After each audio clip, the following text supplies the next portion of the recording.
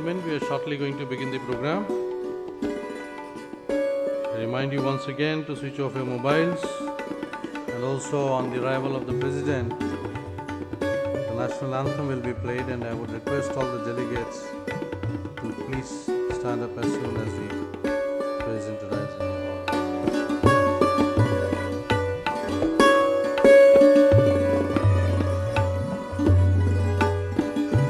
But ceremony will continue after the tea break, and we would request you to be there in the second half of the program also after the President leaves. We may all stand as the chief guest arrives in the hall.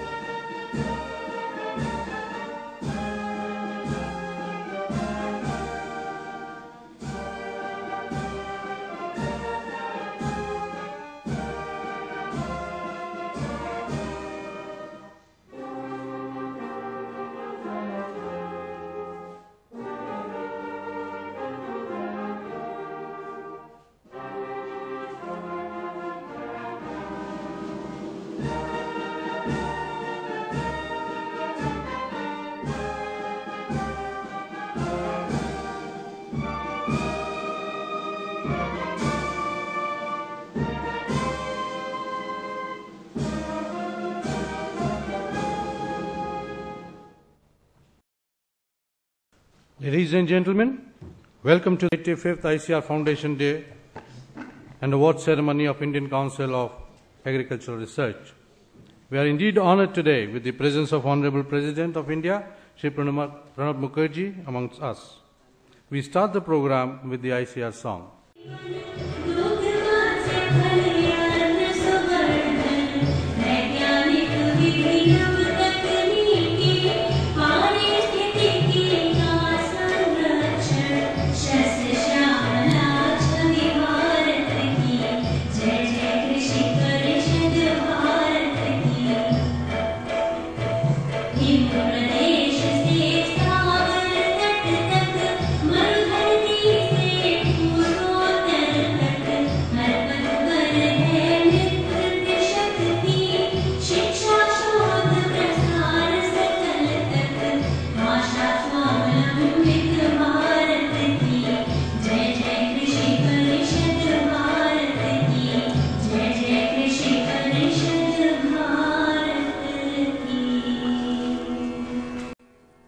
I request Dr. S. Ayyappan, Secretary Dare and Director General ICAR, to give the welcome address and make a presentation on the achievements of ICAR. Respected Chief Guest, Honorable President of India, respected President of today's program, Honorable Union Minister of Agriculture and Food Processing Industries, Shri Sharad Pawar Sahab, guests of honor, Honorable Union Ministers of State for Agriculture and Food Processing Industries, Dr. Charan Das Mahanji and Shri Tariq Anwarji, esteemed Secretary, Department of Agriculture Cooperation, Shri Ashish Bogana, Secretary ICAR, Shri Arvind Kaushal, Honorable Members of Parliament, esteemed invitees, Vice Chancellors, Directors, colleagues from ICAR, awardees, members of the press and media, ladies and gentlemen. Good morning and a warm welcome to the 85th ICAR Foundation Day and Award Ceremony. We heartily welcome the Honorable President and express our gratitude for gracing this occasion as the Chief Guest and consenting to deliver the Foundation Day lecture. Sir, your gracious presence makes this event a landmark in the annals of the Indian Council of Agriculture Research. Welcome to everyone here, and I seek your kind attention for a brief presentation on the journey and efforts of ICAR in the cause of Indian agriculture and the way forward in the service of the farming community. I also would like to say that this is a story of synergy between research and development departments in the ministry and a saga of partnerships between researchers in ICAR, state agriculture universities, and the farmers of this country. This is what, sir, we had this year, good monsoon beginnings, early sowing, and good sowing compared to last year. At the same time, challenges in Uttarakhand. Indeed, the agriculture in this country is a challenge every day. and that's what we are responding to on a daily basis. India today, 17% of the human population, just 2.4% of land. The land remaining same, cultivable land, the productivity has gone up. That's why we have these kind of food production levels of 259 plus million tons, also horticulture to the same extent. Changing cropping patterns with changing food consumption profiles, culinary preferences in the country, that's what this system is providing for. The context and concerns at this time are more from less for more, stress agriculture, a continuum from agriculture to employment, and a One Health. That's what we are worried about, and that's what we are addressing now. Indian Council of Agriculture Research, a journey of 84 years of its existence, but it goes back further to the Imperial Bacteriological Laboratory, and today in 2013, it is Agri-Innovate India. This is a journey in the cause of the Indian farmer. The strength that we have, the starting point for all this to happen in the biodiversity in this country, whether it's plant or animal, and that's where we have institutions like nowhere else in the world for genetic resources management in terms of plant genetic resources, fish, microbes, animals, and so on. And with this, the next concern is with regard to water for agriculture, a key concern and a reference point for whatever we do in agriculture in the future. And in this context, again, water-saving technologies for dryland farming, rain-fed agriculture is such a big concern. 60% of agriculture still under rain-fed agriculture, and different methods, mechanisms, systems that are going on, fully aided by geo-referenced soil fertility maps, integrated nutrient management practices, integrated farming systems for the eastern India, and further, a unique initiative on national initiative on climate resilient agriculture, looking at drought tolerant cultivars and technology demonstration. I must mention at 100 different locations in villages that has brought great strengths in terms of interventions on protected agriculture or water conservation, customized farm machinery, and so on. All these are converging to smart farming, serve for small farmers. That's the paradigm as we go along in the 12th plan and further. Seed, the starting point, the joint efforts between DAC and ICR, I must mention the enhanced seed replacement rates that have resulted in productivity across crops and commodities, whether it's cereals or pulses, must be mentioned at this stage. High science, modern science that we talk of, genomics for productivity, quality, and resilience, whether it's in horticulture crops or pulses or rice, wheat genome, now it's buffalo and fish genome that we are into. Again, molecular breeding practices, marker-assisted selection. This in case of basmati rice, for example, very specific products that we have been able to produce. It was PUSA 1121 yesterday, and it is 1509 today for addressing all those problems of lodging and shattering with a productivity level of something like 5 to 6 tons per hectare. Sir, this one variety I must mention has given us 14,000 crore rupees of export earnings every year of the total of 18,000 crore rupees. The nutrition security, again, a big concern, and that's what we are addressing at this time in terms of biofortification. This is in case of rice, golden rice, carotene enhanced, and for the vitamin A. Or the landmark wheat variety releases that we have been releasing all the time. The latest one is HD 2967, the earlier problem of rust, and also several issues that come up, including terminal heat. That's a key concern. The HD 2967 adequates these issues adequately. Maize spreading everywhere, including the Northeast. At this time, the quality protein maize, enhanced lysine and tryptophan contents, essential amino acids. Now we are at QPM 9.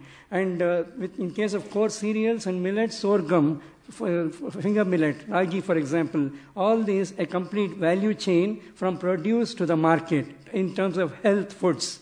And next is the concern with regard to pulses. Sir, we have been importing pulses. Last 3 years, again, efforts of the DAC and ICR together, we have been able to enhance the production to something like 17 to 18 million tons. It was 18 million previously, it is 17 million tons now. Summer mung, just of 60 days duration. My colleagues tell me it could be as less as 48 days. And short duration pigeon pea, these are being addressed. And the sugar cane, again, very recent varieties with juice, sucrose content of 18 to 19%, red rot resistant for different regions. IPM, integrated pest management, very adequately addressed in terms of, for example, the mealybug management with parasitoids led to 2,500 crore rupees of savings gains in 2 years' time. When it comes to horticulture, India is a leader. Thanks to the varieties, private sector absolutely there, but public system has been providing a number of varieties for fruits, tropical and temperate fruits. And this is what we are next into getting to the roots. I must mention of potato, 40 million tons, entire seed produced from the public system. There are new aspects, new techniques like aeroponics for seed production in potato. And when it comes to the other things like cassava or the sweet potato, again for tribal regions, for food security, 10 million tons that we have today in terms of these roots. In case of animals, attention on the indigenous farm animals, whether they are cattle or buffalo or pig and goat, registration, and then very high science again, path-breaking efforts in case of cloning, cloned buffaloes, cloned Pashmina goat, for example, and the IVF cattle, or the embryo transfer technology in Mithun. Feed and fodder, a critical concern again between departments, between the DSC, between the Animal Husbandry Department, the ICR, partnerships, non-traditional ingredients coming in, or the area-specific mineral mixtures aiding greatly. In the health management, a key concern, diagnostics and vaccines. This country is free of rinderpest, as we know. At the same time, a number of diagnostics, livestock disease reporting system with the Animal Husbandry Department. And here, today we are releasing also new diagnostics for DEVA application in FMD. All these have led to major gains in animal production, whether it's milk, as we know, sir, we are the largest producer of milk in the world. And similarly, in case of meat and eggs and so on. Fish, whether it's from freshwater or brackish water, marine environment, 8+ million ton. And what is happening newly is the potential fishing zone advisories, reducing carbon footprints in the sea waters, or from fish scale appetites, or the capsules from fish bone. A new program, sir, national program launched on Hilsa, very important in this country. Cage farming, a new dimension in Indian fisheries, sea cage farming for the tribals in Gujarat, for example, or the sea cage farm at Karwar that the Honorable Union Agriculture Minister visited last month. The farm mechanization from absolutely from seed to market at different levels, complete mechanization happening, and further the women or the gender-friendly tools and equipments. These were actually the point of discussion at the first ever global conference on women in agriculture that we organized last year. 65 countries participated, appreciating this drudgery reduction. Higher agricultural education, where the quality human resources required for all these. I must mention, sir, here about 60,000 students coming out of 65 agricultural universities. Many vice chancellors are here. The point at this time is inclusive growth. The girl students percentage, 40 at this time across the universities. But the demand is we need to double the capacities. Agri-HRD beyond borders. We are addressing the African nationals, Afghanistan, receiving them on a continuous basis. Now the ASEAN also coming into our fold. National Agricultural Education Project. The way forward is education in innovation, innovation in education. At the same time, Aspire, advanced learning and capacity building, and e-governance, Krishi Vigyan Kendra that we are familiar. Today we have KVKs from Neoma in Ladakh to Nicobar. And the 634 KVKs at the district level, rendering a multidisciplinary service. At the same time, problem-solving approach with center-state interface, with state governments' interactions in terms of regional committee meetings on an annual basis. The National Agricultural Innovation Project in the last 7 years have brought in new models of value chain and markets, and that's where we are addressing primary to secondary agriculture, duly considering the post-harvest losses we have in different commodities ranging from 6 to 18%. And these have created such valuable assets in terms of IP, and then that's what we are looking for, incubators, agripreneurs, farmers to become agripreneurs. With these strengths, sir, the Government of India approved a corporate arm called Agri Innovate India to address all these dimensions. New initiatives for addressing new challenges in agriculture, Abiotic Stress Institute at Baramati, Biotic Stress Management in Raipur, and the Agricultural Biotechnology Management Institute, Agricultural Biotechnology Institute in Ranchi. These are new institutional initiatives. And going further, the open access policy of the Indian Council of Agricultural Research has received global accolades. The global partnership and linkages I must mention here, whether it's ASEAN or SAARC or BRICS, and now we're in the process of establishing institutions in Myanmar, Afghanistan, and Nigeria.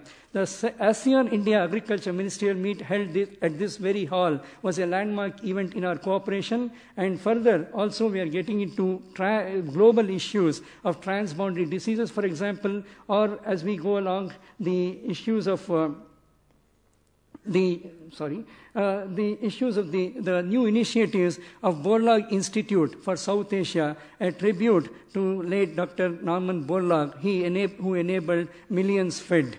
So the strength of this country is the youth, the age that we have. While Asia would have aged by 2050, India would remain young. These are the projections. So in this context, we had the first ever conference on youth in agriculture. So they are the investments in future as we go along. And further, we had again a milestone event of the Centenary Science Congress at Calcutta that you had graced, sir. And on this occasion, the policy, the science, technology, and innovation policy that was unveiled. And at this time, we also have the policy for R&D in agriculture, followed by the 11th Agricultural Science Congress that addressed the higher education by the National Academy of Agricultural Sciences. With the ASRB and the NAIP, it's a continuous new blood coming into the system. Over 700 colleagues, scientists trained overseas, including research managers sent to Harvard in the recent past. In the last few months, sir, you have blessed us with these awards. And as we go along further is the assessment, what's happening with the investment. This is the assessment of the Indian International Food Policy Research Institute. 1 rupee invested brings back 13.5 rupees. And that's the kind of analysis we have. And the future we want is resilient crop varieties and animal breeds. And in this context, continuous reduction of cost of cultivation and sustainable agriculture is everybody's business. That's how we have platforms with different departments and ministries. The last slide is the approach with regard to secondary agriculture, transnational research, a science communication strategy, the new science that we have to take to the society. In your gracious presence, sir, today we are launching a few initiatives. This is with regard to the Vision 2050 documents of all the institutes of the Indian Council of Agricultural Research. We are looking that far, 2050. Consortia research platforms, a maiden approach, bringing together everybody who has capacities, farmer first. That's a direct connectivity between the scientists and the farmers, keeping farmers in view, farming issues in view, the student ready, enabling students to become entrepreneurs as they go through the course, or the attracting, retaining youth in agriculture, considering the concerns we have with regard to migration. With all these, sir, we foresee climate resilient agriculture. Agriculture is a sort of a profession. With these, we have been able to get the QMS, the ISO certification, quality assurance. With these, we seek your guidance further as we go along. Thank you very much, sir, for your kind attention.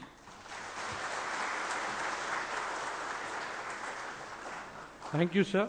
As a mark of our respect and gratitude, I would request Shri Sharad Pawar, Honorable Union Minister for Agriculture and Food Processing Industries, to present a memento to the President of India.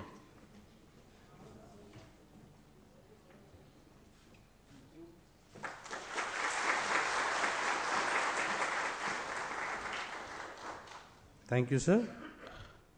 I would now request Shri Ashish Bahuguna, Secretary, Department of Agriculture and Cooperation, Government of India, to request the President to launch the Kisan SMS portal. Thank you, sir. Respected Rashtrapati Ji, today is a defining moment in agriculture for the farmers of this country as well as for the Ministry of Agriculture. Today, sir, under your guidance and with your blessings, we are launching an SMS portal for the farmers. Sir, traditionally, extension has been recognized as a weakness of Indian agriculture.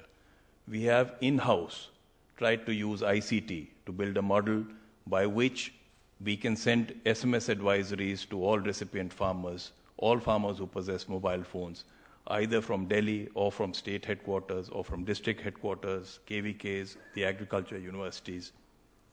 This single intervention, sir, has the possibility of changing the dynamics of Indian agriculture. I would, sir, the special characteristic of this messaging system is that it can be used to transmit messages not only in English, but if it is typed in Roman script, it will be transmitted in the regional languages that are opted for by the farmers. The farmers are free to voluntarily opt for either the crops or the systems in which they want the messages to be sent to them, sir. So we have taken the liberty of drafting a message on your behalf to the farmers.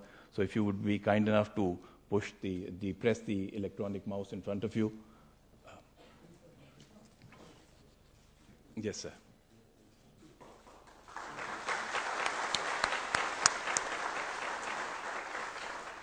So this message is going out to 50 lakh farmers across the country, and as more and more farmers join in, we'll be able to expand the service further.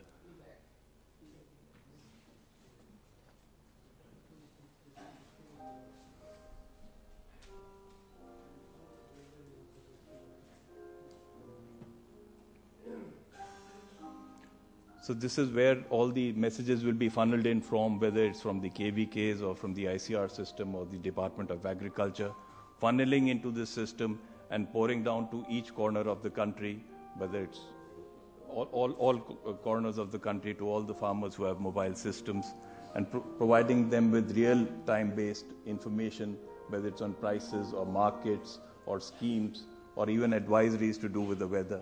And with this, we hope to reach across all our initiatives across the country, sir. So thank you very much for your kindness in inaugurating the launch of the SMS portal for farmers. Thank you, sir. On this occasion, we would also like to release 2 publications. I request Shri Sharad Pawar, Honorable Union Minister for Agriculture and Food Processing Industries, to release and present the first copies to Honorable President of India. The books are Climate Change and Sustainable Food Security, authored by Dr. P.K. Shetty, Dr. S. Ayappan, and Professor M.S. Swaminathan, and आधुनिक फल उत्पादन, जिसके लेखक हैं doctor रोशन Sharma, doctor Anil Dubey तथा doctor VR. Sagar.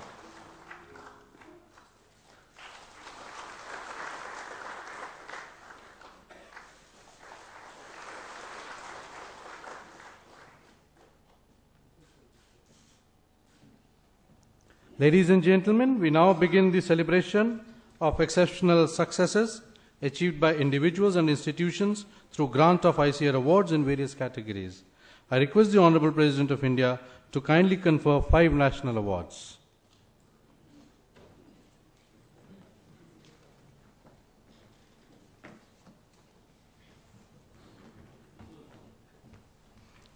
The first award is Sardar Patel Outstanding ICAR Institution Award 2012. The award carries a cash prize of rupees 10 lakhs and is given to recognize outstanding performance by ICAR institutes, state agriculture universities, deemed universities and central agriculture universities. Under the agriculture university categories, the award is conferred on the University of Agriculture Sciences, Bangalore, and Dr. Narayan Gowda receives the award on behalf of the university.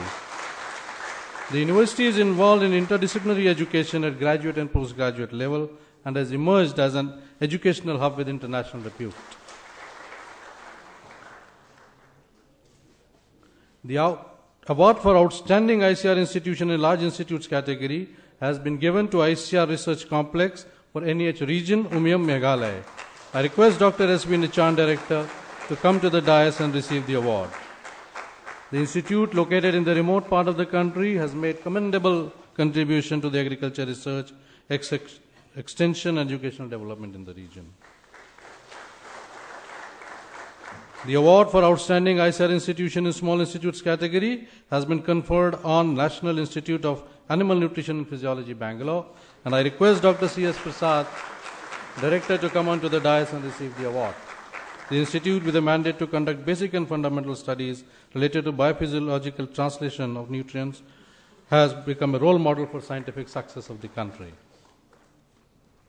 The next award is National Jagjeevan Ram Abhinav Kisan Puruskar 2012, which is conferred on Shri Uddhav Asaram Khedkar. I invite him to come to the dais and receive the award. The award carries a cash prize of rupees 1 lakh and an equal amount as travel grant to promote his achievements across the country. The N.G. Ranga Award for Diversified Agriculture 2012 carries a cash prize of rupees 1 lakh and has been conferred on Major Manmohan Singh Verka. I invite him to come to the dais and receive the award. Major Verka has pioneered quinoa cultivation in Punjab and developed new techniques of sugarcane transplanting. Thank you, sir. Ladies and gentlemen, let us give a big round of applause to the awardees. I would now request Shri Sharad Pawarji, Honorable Union Minister for Agriculture and Food Processing Industries, to kindly address the delegates.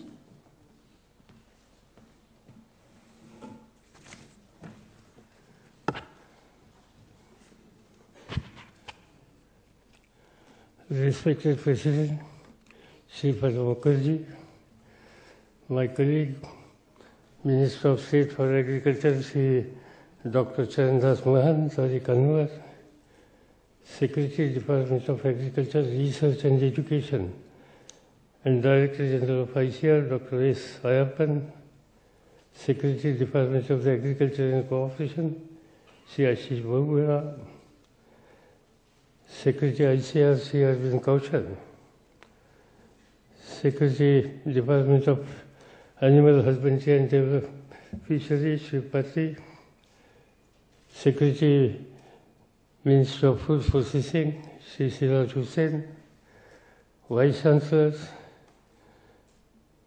from Agriculture Universities, Director of the Research Institutions, representative of the press and media, ladies and gentlemen. It is my pleasure and privilege to welcome Honorable President of India, Shri Pranab Mukherjee, to the 85th Foundation Day of the Indian Council for Agriculture Research.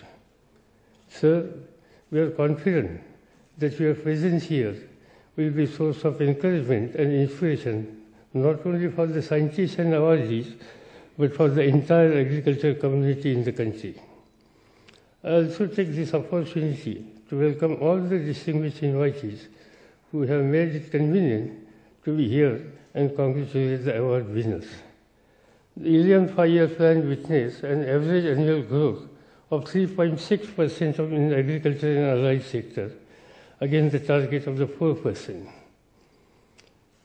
This represents substantial increase over the growth rate of 2.4 and 2.5% achieved in the previous two plans.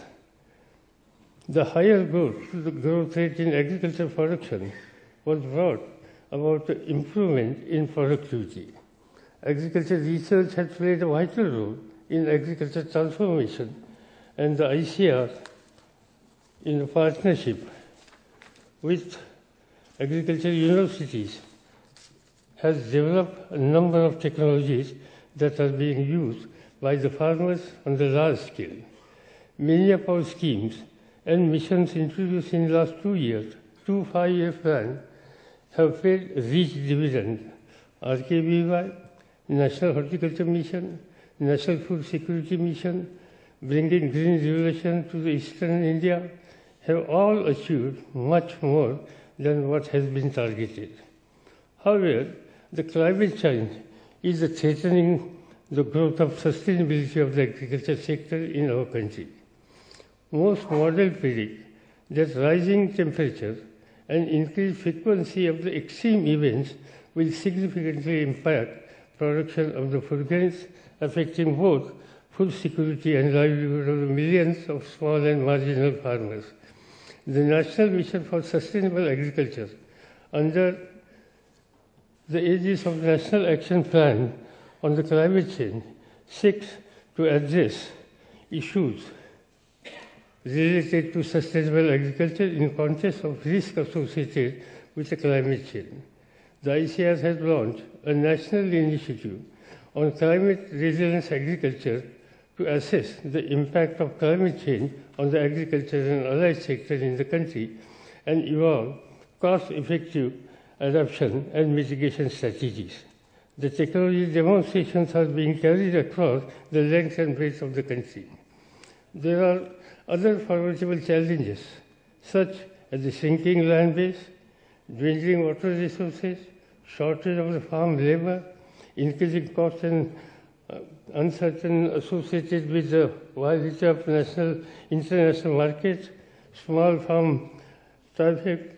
Indian agriculture and their predominance continue to increase. More than 50% of workforce in the country is still reliant on agriculture, and its potential is principal source of the income. Farm profitability is essential to achieving rapid and inclusive agricultural growth.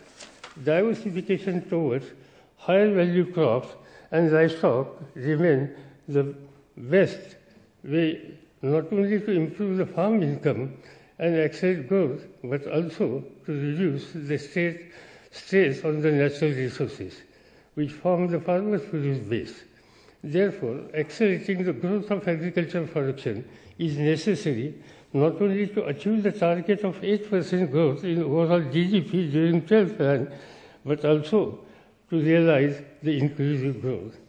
These challenges call for the paradigm shift in our research approach to harness the potential of the modern science, encourage innovations in the technology generation, and provide for enabling policy and investment environment. Some of the critical areas as the genomics, molecular breeding, diagnosis, and vaccines, nanotechnology, second agriculture, farm mechanization, energy efficiency, agri-incubators, and technology dissemination need to be given priority. Multidisciplinary and multi-institutional research will be of paramount importance given the fact that technology generation is increasingly getting knowledge and capital intensive. The advanced for agricultural research and development, it is required that both the private and public sector research and development organizations focus on the pooling resources and work collaboratively on the intensive agriculture researches for the next generation technologies. Foundation of Vision 2050 document by each of the ICAR institutes unfortunately coincides with the launch of the 12th five-year plan.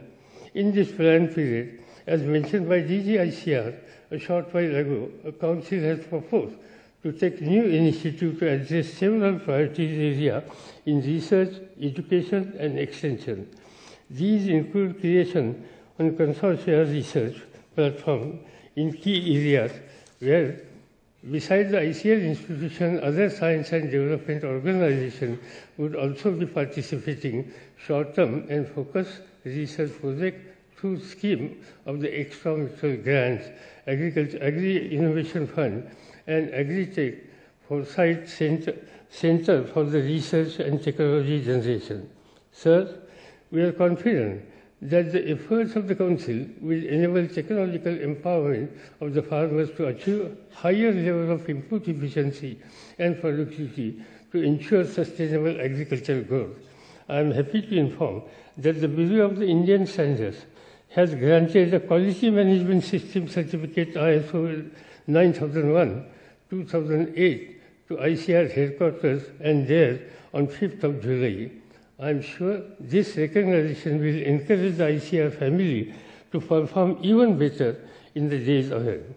Of course, the real test of the ICAR lies in the farmer's field. If the farmer is able to produce more with a less input and earn better, then I will consider ICAR's interventions are successful. The performance of the last 5-6 years on the production side is definitely a story of success. We have been achieved the record food grain production for the last 3 years, which in fact gave policymakers a confidence to roll the ambitious National Food Security Ordinance. An interesting feature of the food grain production is that over the years, the gap between Rabi and Kharif production is reducing. With the 257 million tons of horticulture production, India accounts for the 30% of the total production of the horticulture crop and second in the world. The dairy sector with 128 million tons, India has emerged as the largest producer of the milk in the world and is expected to produce over 133 million tons of milk during the year 2012 and 13. Milk production has increased by about 25 million tons during the 11th plan, with a production of 8.6 million tons of fish. India is now second largest producer at the global level. The production of the meat, eggs, and fish is growing continuously. While increasing productivity as an essential component of the vibrant agriculture sector, improved post-harvest handling and the processing is essential for the ensure the value addition and reduction in the wastage, so good quality product reach in the market. Although India ranks the second in the world production of fruits and vegetables, only 6 to 7% of this is processed. compared to 65% in the United States of America and 23% in China. A well-developed food processing industry is expected to increase farm gate prices, reduce wastage, ensure value addition, promote crop diversification, generate employment opportunity, and boost export. With a huge production base, India can easily become one of the leading food suppliers to the world, while at the same time serving the vast growing domestic market of over 1 billion people. Food processing sector forms an important segment of the Indian economy in terms of its contribution to GDP. The sector contributes as much as 9 to 10% of GDP in agriculture and manufacturing sectors. Urgent steps are required to be taken for developing agriculture markets, grading and standardization, quality certification, warehouses, cold storage, and other post-service management of the produce to address these problems. Honorable President, today you have launched the SMS portal of the Ministry of Agriculture, which will also be used by the states. This initiative of the Department of Agriculture and Cooperation will enable farmers across the country to receive agriculture-related information and advisories as per their need and location in their own language. Your message to the farmers in this occasion will infuse theme of redouble their efforts for increasing agricultural production for the food and nutritional security of the country. It is a unique initiative and the biggest ever SMS portal created in the government sector. I am thankful to Honorable President for launching it. With these words, I once again welcome Honorable President Shri Pranab Mukherjee and request him to deliver the ICAR Foundation Day lecture. Thank you very much.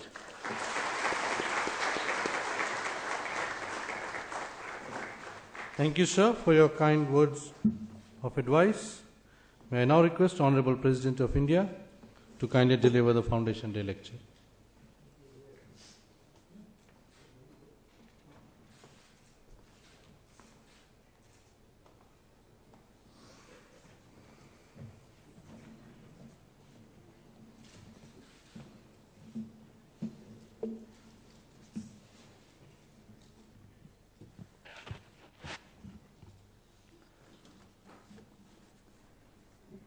Distinguished Agriculture Minister of India, Sri Sharad Pawar,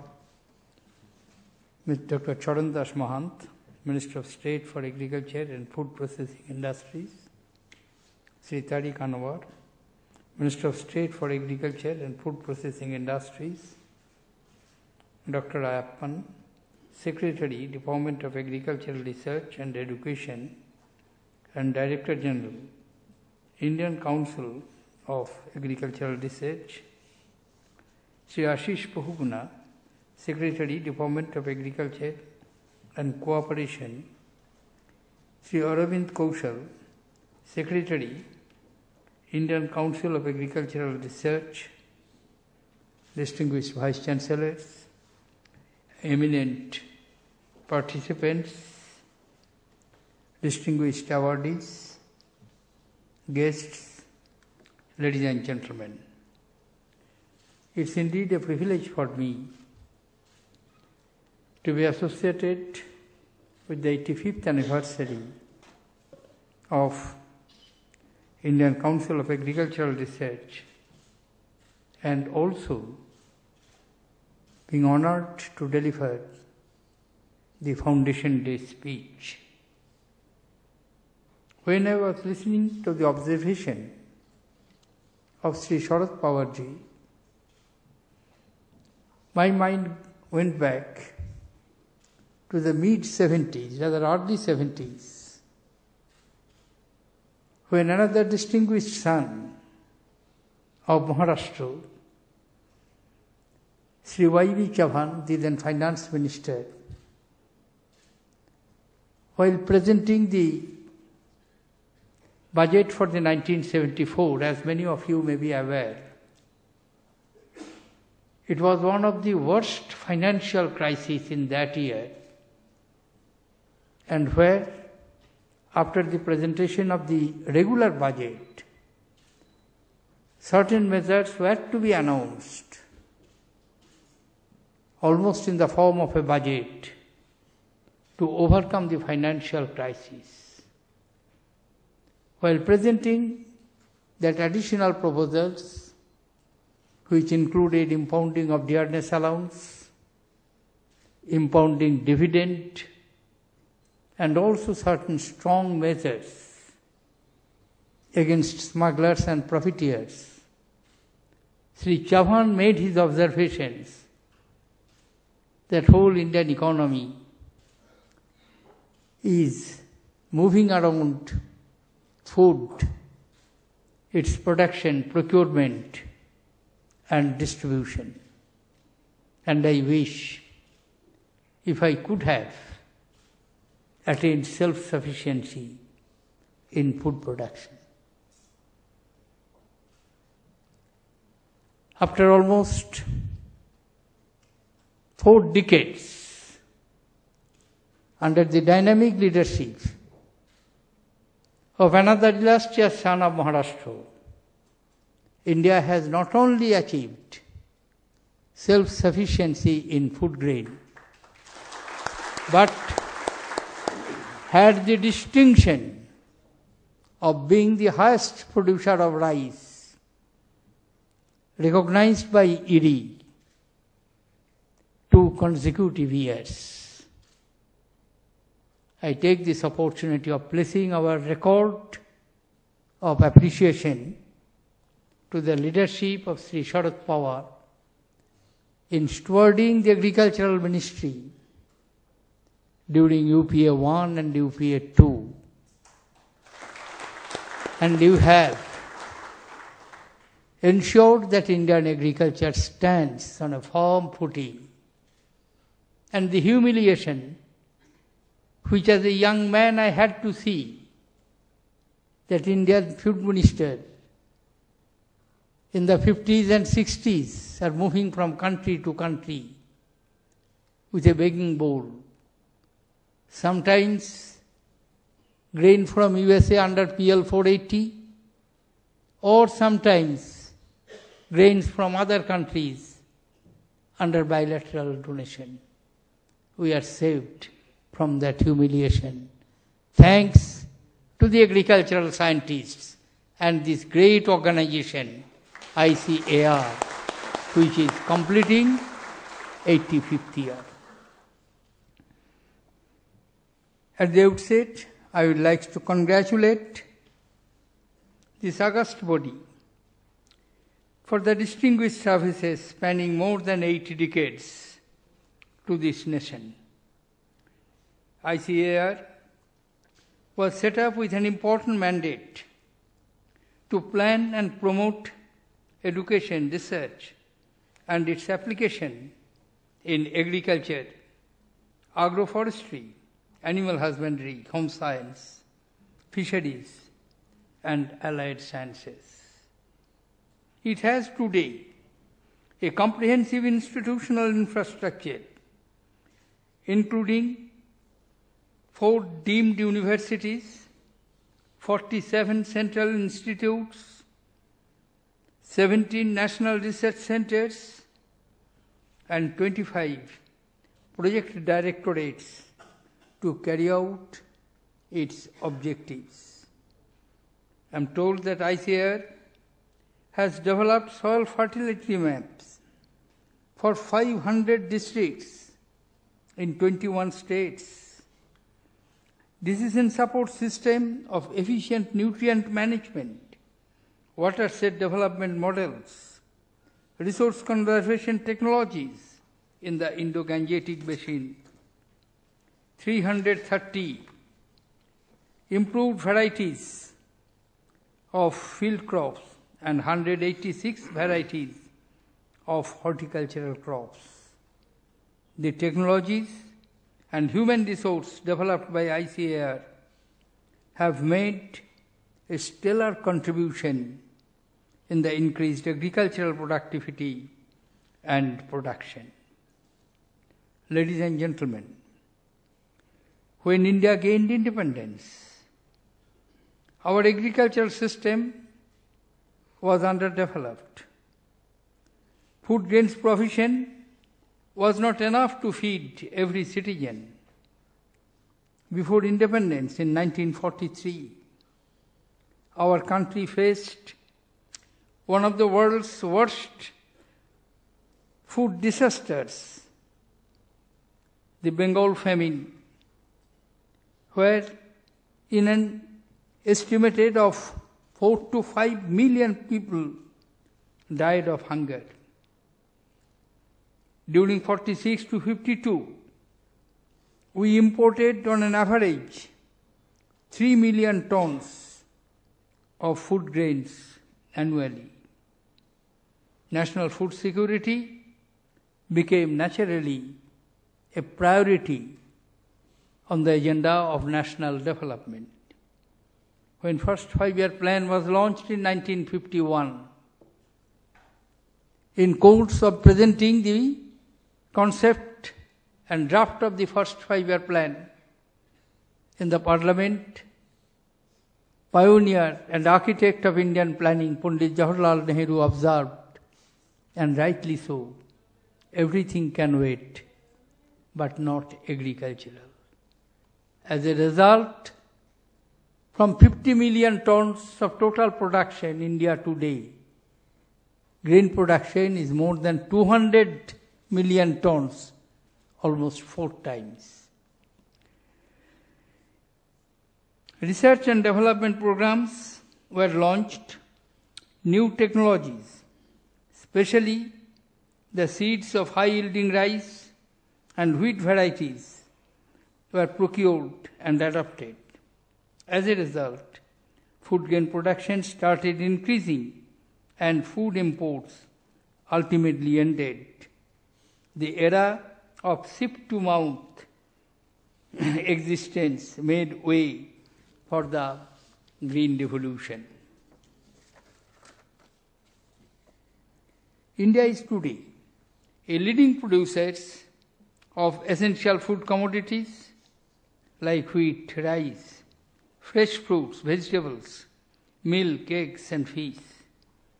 It has transformed from being a food deficit to food surplus country and an export of agricultural products. This, in the face of an ever-increasing population, is a laudable achievement with few parallels. Our agriculture has become more resilient.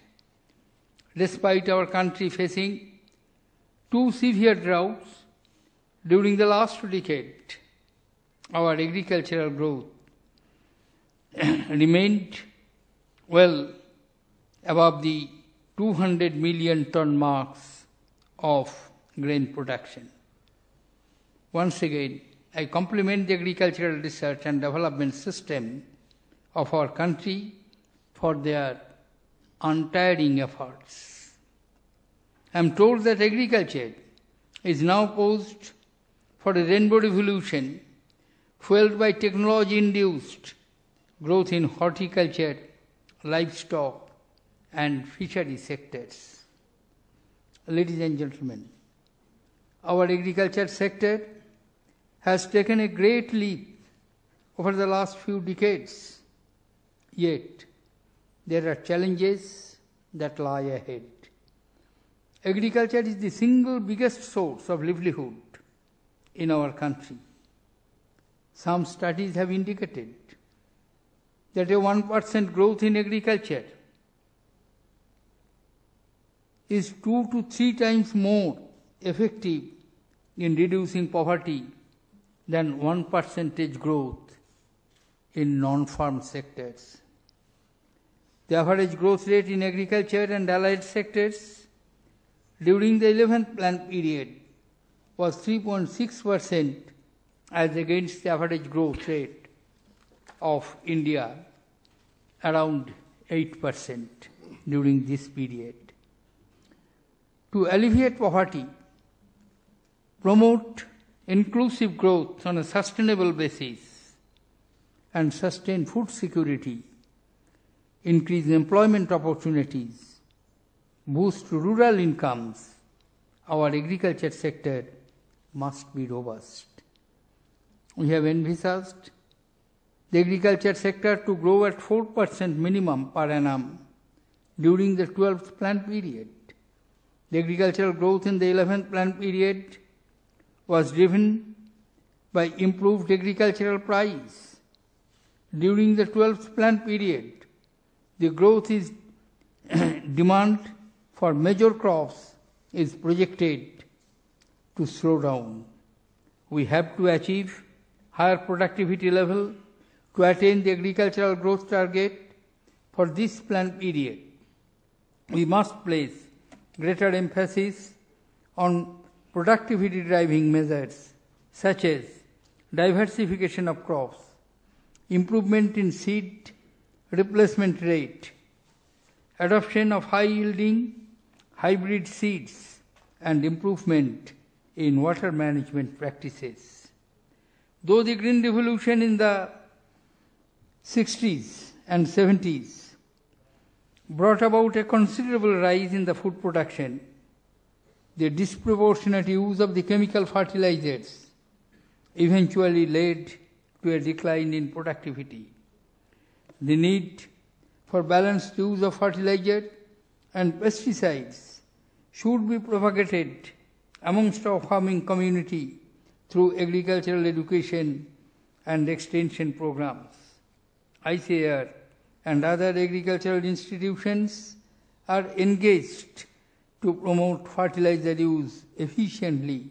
Latest technology must be deployed to assist decision making by farmers regarding selection of crop variety, right agricultural practices, and the right markets to sell the produce.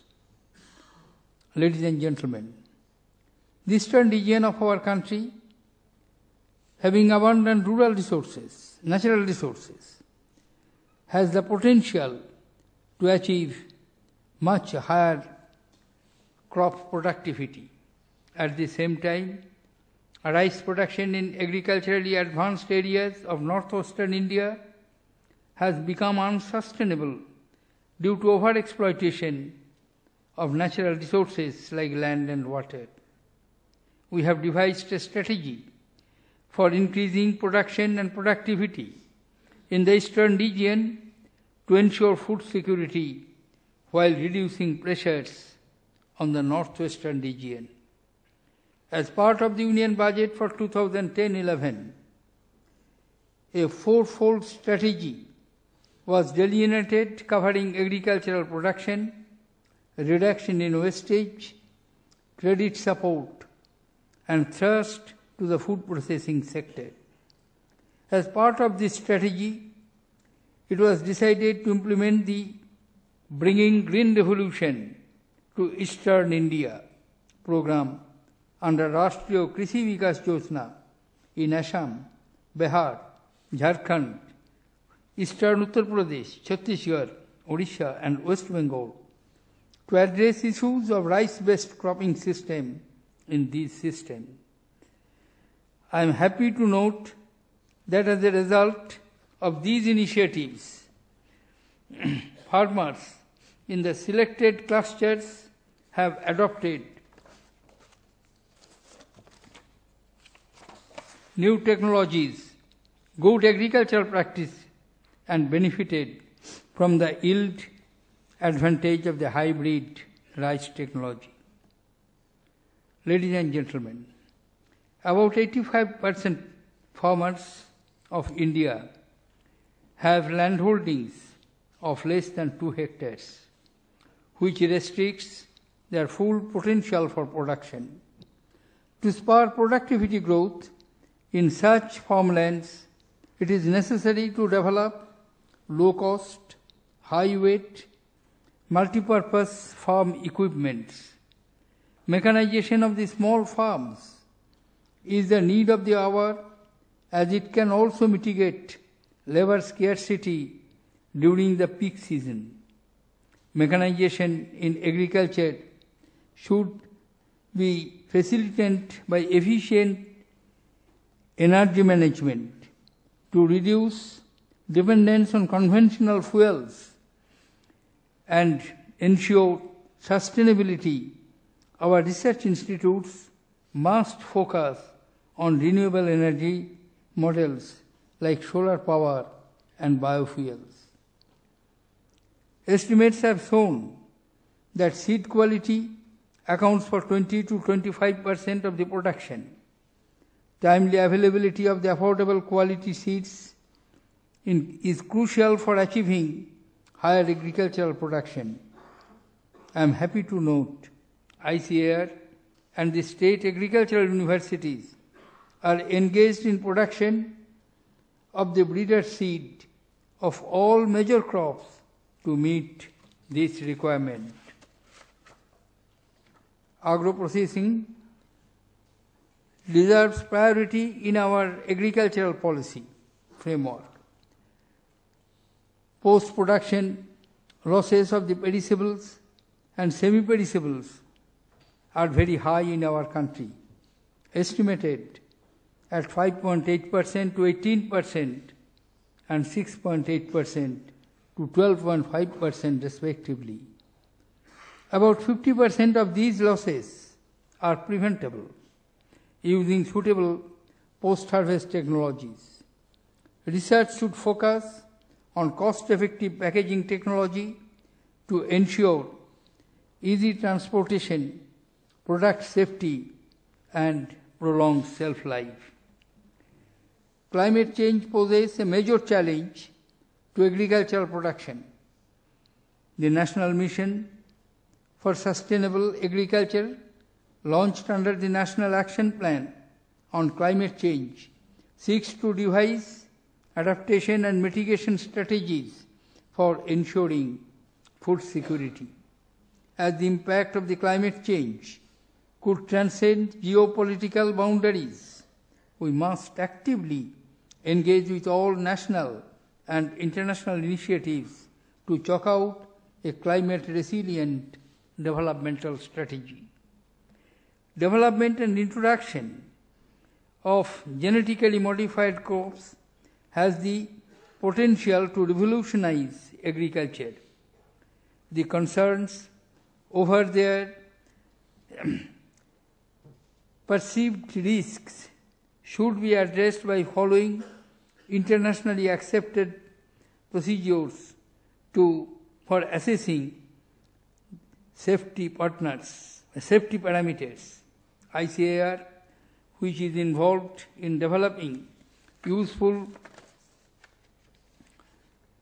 products and technologies in this field, must contribute to the public discourses and provide clarity on this sensitive issue. Ladies and gentlemen, we must make agriculture an internationally stimulating discipline and a rewarding profession to attain talent in this sector. Agricultural education should focus on contemporary challenges of food insecurity, declining productivity, depletion of the natural resources, increased risk from climate change, regional imbalance, rising input costs, changing food habits, and post-harvest management. It must provide an academic framework to these issues for greater understanding by our policymakers. The quality and relevance of agricultural research must be enhanced to bring within its domain cutting-edge technologies like biosensors, genomics, biotechnology, nanotechnology, and alternative energy resources. In our economy, agriculture retains its primacy and importance in terms of value creation and employment generation. There are millions of farmers tilling on small and marginal holdings. Our challenges is to reach out to the last farmland and equip them with the best cultivation methods. improving the quality of agricultural education holds the key to driving not only agricultural growth but also developing technologies of sustainable agriculture leading to livelihood and nutritional security. I call upon the scientific fraternity to work towards a technology-led path of development of agriculture and prosperity for the farming community. ICAR has a brilliant history behind it. It has achieved results of great significance to this country and vast multitude of humanity. Your contributions, your relentless pursuit for excellence in agricultural education and research gives us the courage to believe in ourselves, to aspire for an India free from hunger, poverty, and deprivation. I am sure, as in the past, you will contribute to live up to the great expectations of this great country. I wish you all success in your future endeavors, and when you complete centenary, the nation will rejoice with great satisfaction. With these hopes, I conclude my observations. Thank you, ladies and gentlemen, for patience.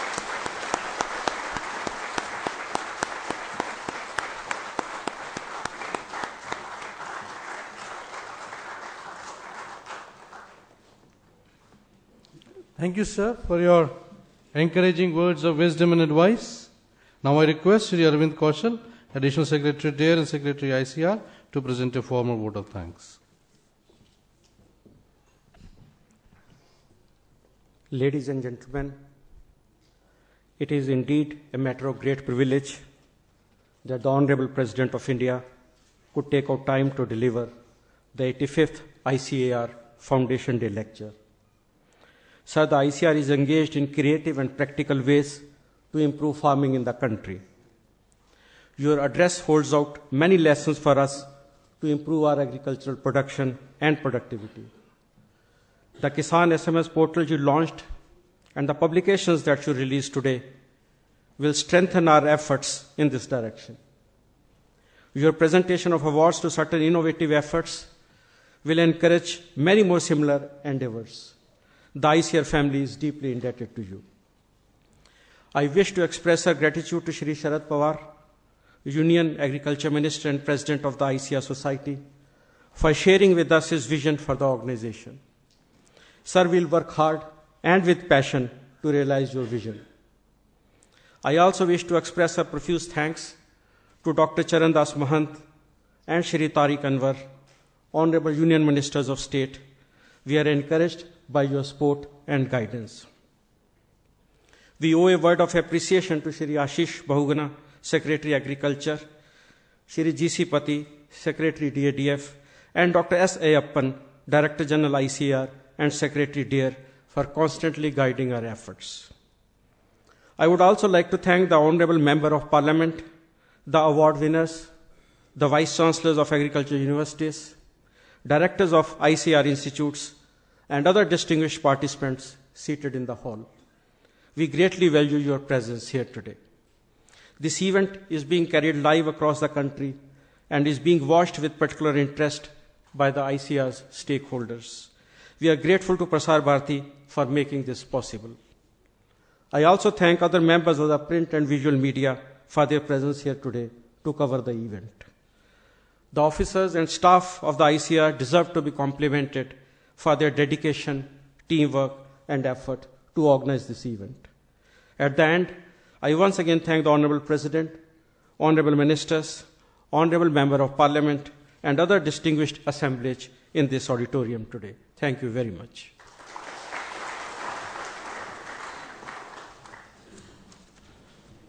May I now request everybody to please stand up for the national anthem.